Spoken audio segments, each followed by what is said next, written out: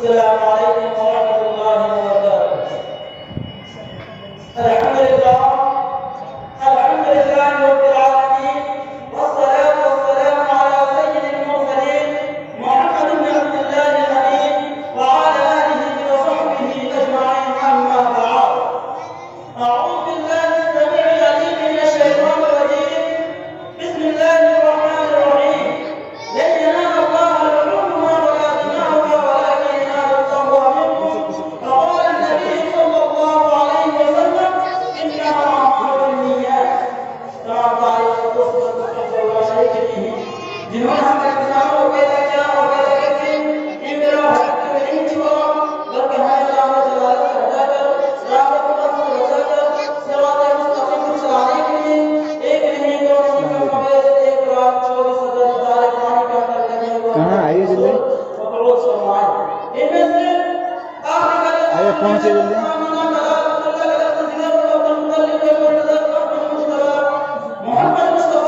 آواز